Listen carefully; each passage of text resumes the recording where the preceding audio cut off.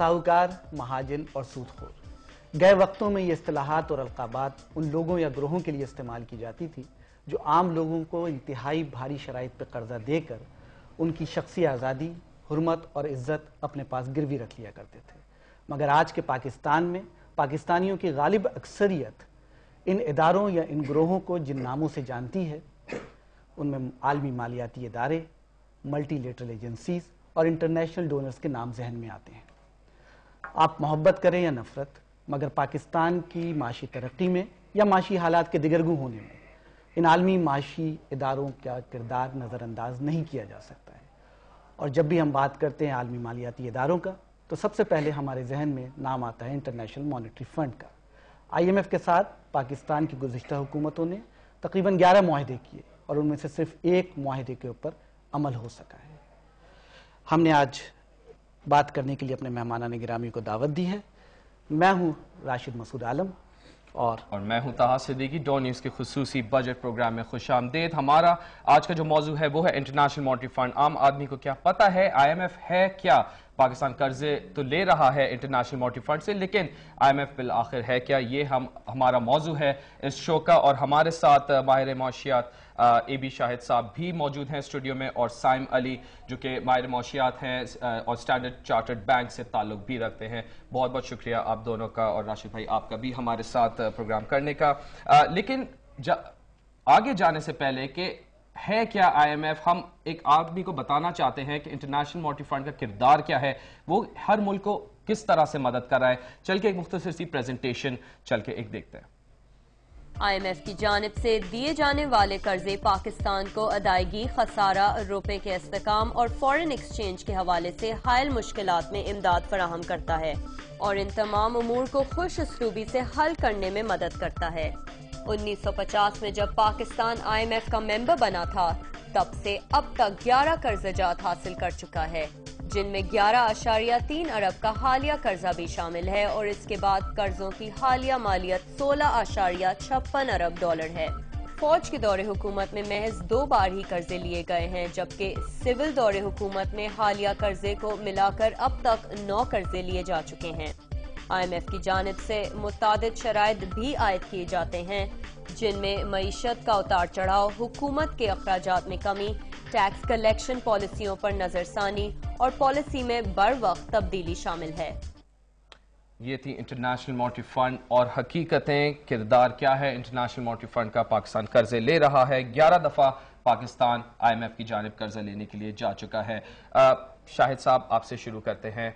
IMF काफी एक बड़ा नाम है, आलमी इदारा भी है। पाकिस्तान 11 दफा IMF के पास जा चुका है। आगे जाने से पहले हमें ये बताएं कि ऐसी क्या वो वजूहात थी कि पाकिस्तान खुद अपने पैरों पे खड़ा ना हो सका और एक मालियाती इदारे की तरफ जाके हम लोग को हाथ फैलाना पड़ा। पाकिस्तान की तारीख में कई ऐसे मुकाम आए हैं जहां पाकिस्तान ऐसे मसाइल का शिकार हुआ जिनको हल करने के लिए उसके पास रिसोर्स अवेलेबल नहीं थे, और उनमें 3 तो आपको याद है कि ऐसे इंस्टेंसेस हैं जहां पाकिस्तान को जंग का सामना करना पड़ा, फुल फ्लेज्ड वॉर्स हुई, जिसके नतीजे में पाकिस्तान की मईशत पे इंतहाई नुकसानदेह असरात मरतब हुए। फॉरेन एक्सचेंज रिजर्व पाकिस्तान के डिप्लीट हुए, पाकिस्तान की एक्सपोर्टेबिलिटी सीरियसली हर्ट हुई। तो वो हमारे अपने वजूहात की वजह से नहीं हुई है? और जी हाँ, इसमें बिला शक उसमें बेशतर वजूहात जो है वो हमारी अपनी पैदा की हुई हैं, लेकिन उनमें से 2 एक मुकाम ऐसे भी आए थे जहाँ वो मुश्किलात हमारी कम पैदा की हुई थी, हमारे हमसायों की मेहरबानी की वजह से ज़्यादा पैदा हुई थी।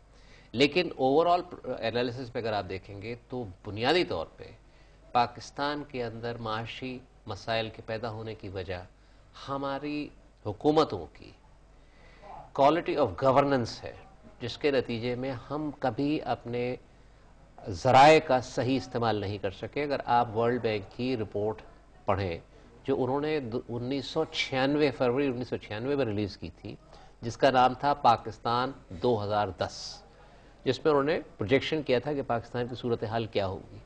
उस वक्त भी उन्होंने जिस चीज़ की तरफ निशानदेही की थी उसमें एक तो आबादी की शरह का इजाफा था जो बहुत ख़तरनाक हद तक था, और 4-5 और कमज़ोरियों में जो चीज़ें उन्होंने पॉइंट आउट की थी उसमें सबसे अहम चीज़ ये थी कि क्वालिटी ऑफ गवर्नेंस जो है स्टेट की उसको इम्प्रूव करना ज़रूरी होगा, वरना ہم اپنی ریسورسز کا آپٹیمل یوٹیلائزیشن نہیں کر پائیں گے.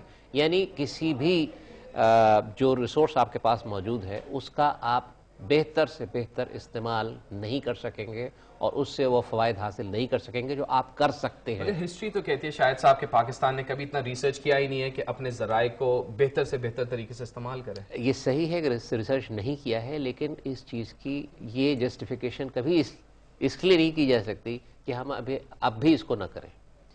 بہت سی چیزیں ہیں جو ہم نے 60 سال تک نہیں کی ہیں، لیکن اب وقت آ گیا ہے کہ اب آپ ان چیزوں کو کرنا شروع کر دیں، کیونکہ آنے والے وقت میں اگر آپ نے وہ چیزیں نہیں کی تو اس کے بعد جو وقت آنے والا ہے وہ اتنا زیادہ مشکل ہوگا جس کا ہم اور آپ تصور بھی نہیں کر سکتے. بہت شکریہ شاہد صاحب اور سائم صاحب میں آپ سے سوال کروں گا اور اس کا میں ایک ریجوائنٹر شاہد صاحب سے بھی چاہوں گا کہ کیا وجہ ہے کہ بعض اوقات دیکھنے سے یہ لگتا ہے کہ آئی ایم ایف کی اپنی تخلیقی صلاحیتیں جو کریٹیوٹی پار ہوتی ہے وہ ختم ہو گئی ہے. دنیا میں جس جگہ بھی یہ نسخہ لے کے گئے ہیں، جس جگہ بھی یہ ایک سلوشن لے کے گئے ہیں، اس میں وہی ایک سیٹ پیٹرن ہوتا ہے کہ جس میں آپ ٹیکسیشن بڑھا دیجئے عوام کے اوپر، جس میں آپ گورنمنٹ کا سائز کم کیجئے، جو کہ اچھی بات ہوتی ہے، کہ جس میں آپ اپنے جو اثاثے ہیں یا ایسیٹس ہیں ان کو پرائیویٹائز کر دیجئے، جس میں پینشنرز کی پینشن کے اوپر آپ روکیں. یہ تمام قدغنیں کیا کوئی آؤٹ آف باکس سلوشن یا کوئی اور چیز آئی ایم ایف کو نظر نہیں آتی کہ یوکرین میں بھی سلوشن یہی ہے، گریس میں بھی سلوشن یہی ہے، پاکستان میں بھی سلوشن یہی ہے، حالانکہ ہر جگہ کی گراؤنڈ ریالٹیز مختلف ہیں؟ بالکل بڑا اچھا کویسچن آپ نے کیا ہے، کیونکہ واقعی جو ہم نے پچھلے 25 سال سے جو ہم دیکھ رہے ہیں ایکسپیرینس آئی ایم ایف کا، وہ یہی ہے کہ وہ سیم ریکمنڈیشنز دیتا ہے. آسٹیریٹی میجرز ہوں، فسکل ڈیفیسٹ ریڈیوس کریں، اپنا ڈیٹ کی جو بلڈ اپ ہے اس کو ریڈیوس کریں، پرائیویٹائزیشن کریں. بٹ اگین اس کی کیا مین وجہ کیا ہے؟ اس کی وجہ یہی ہے کہ جب بھی آئی ایم ایف جاتا ہے وہ جاتا ہے as a lender of the last resort. So وہ جو کنٹری ہوتی ہے وہ باقی سارے آپشنز ایگزاسٹ آلریڈی کر چکی ہوتی ہے.